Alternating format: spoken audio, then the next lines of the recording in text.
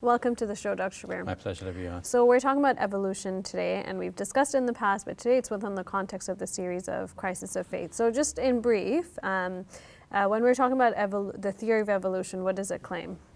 Well, basically the theory of evolution claims that all living organisms today actually originated from a singular beginning, maybe in water, some very primeval microscopic bits of life began to evolve until eventually we have the vast diversity spread out in the world as we know it now. So I guess from a crisis of the faith perspective, the challenge comes where people, I guess, are confused, where how can we believe in God as being the ultimate creator, but then also believe in this idea of evolution that we've actually evolved? And so isn't that kind of contradictory, I guess? Well, the contradiction largely arises because the way in which the faith has been presented in the past, not only among Muslims but in other religions as well, such as Christianity and Judaism, the idea is that God created things separately, and it would seem that God has the power to do that. And of course, God does have the power to do that. But is it possible that God might have done it through a longer process of gradual change and incremental improvements over time?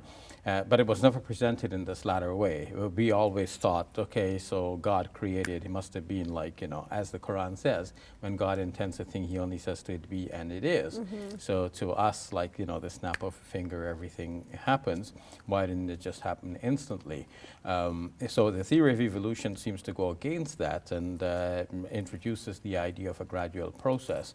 So it took a long time for people to get adjusted to that idea and realize that, well, yeah, what scientists are describing is really the method by which God created everything. We thought it was done in a snap, but it could have taken a longer time. So then how do you make sense of that verse then, where it says be and it is? But then we're saying that, so how do you reconcile that? Well, it's interesting that the way in which the Quran says it, the Quran says when God decrees a thing, he only says to it kun fayakun. Mm-hmm. And then kun is the imperative be, and then fayakun means and it becomes. So it's not as if it's over and done with, but that could be the starting point, that it comes into being, not immediately necessarily, but that the whole process begins by which it will actually lead to the results that we're looking at. So then from your perspective, is it necessary to draw a line between the two if people are from if there's someone watching and is actually genuinely borderline, should I still stay in the faith because I just can't make sense of it? Is it necessary to draw a line, or?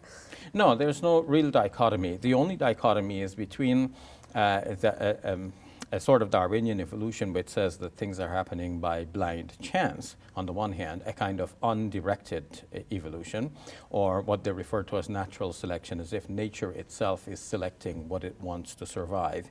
That's on the one hand, and on the other hand, the idea that God is involved. But if we are to bridge the two, we would say that God is involved in the entire process, in which case there is no blind process, and it is not by natural selection. It is a guided process, and it is divine selection. It is God who decides what survives and what doesn't survive. The God who decides the direction in which the evolutionary trajectory continues. So where do you think, so if we make sense of this, where do you think, because there are still people who say, if you believe in evolution, you can't, they're contradictory. So where do you think this idea arose? And obviously now it's leading to people questioning it. Mm-hmm. Well, some Muslim speakers and scholars and writers who have tried to understand the theory of evolution and to guide Muslims about this have taken different approaches to this. Very few have spoken as openly as we have done here on this show to embrace the theory. Some have taken a modified view in which they might say, okay, there are certain aspects of the theory that are so very clear that we have to accept, we cannot refuse it. But then they will hesitate when it comes to the evolution of the human race. Of course, let me clarify that. They would want to start with Adam and say that, okay, from Adam we have the diversity of human beings as we have them now in many different races and so on, but we must start with Adam when we're talking about the humankind. And in fact, they would want to maintain that Adam himself did not evolve from a previous hominid type, but he must have been like a special and direct creation by God, as described in our traditions. So that we might take to be a kind of an in-between view, as opposed to, on the one hand, rejecting evolution altogether, which some have done, and on the other hand, accepting it altogether, as we have basically done here. So then with Adam, show. the idea is that he did evolve in some ways, or? That would be the middle view, that, that Adam himself was created directly, and then his progeny could have evolved in a certain way. But the evidence from the field of evolutionary studies do show, the evidence does show that in fact even Adam would have been part of an evolutionary stream. So how to reconcile the specific verses of the Quran that deal with this, this remains a challenge, but nonetheless it's a challenge that can be met with a little bit more thinking than has been our custom to do. So it's necessary that Muslim scholars go back to the Quran, look at it carefully, see what specifically it says, don't read more into it than it actually says, as a first exercise to see how much of the theory of evolution can be accommodated within the Quranic purview. And then we can go to add on more details that are not in conflict with what is known from science. And I believe that when this exercise is done, it will be clear that there were creatures before Adam, creatures of flesh and blood, so that when the angels asked, are you going to create that on earth which will cause corruption and shed blood? The question that Muslim commentators had to ask about this verse is, how did the angels know that the human beings will shed blood? And the answer is that jinn kind, previous to us, actually were on earth with flesh and blood. And they went into war with each other and they shed a lot of blood. So that's jinn kind. But what if actually what was here before us was actually something like humankind, but not actually the quite developed Homo sapiens that we are part of? Moreover, the Quran says that God declared to the angels that he's going to place upon the earth a Khalifa.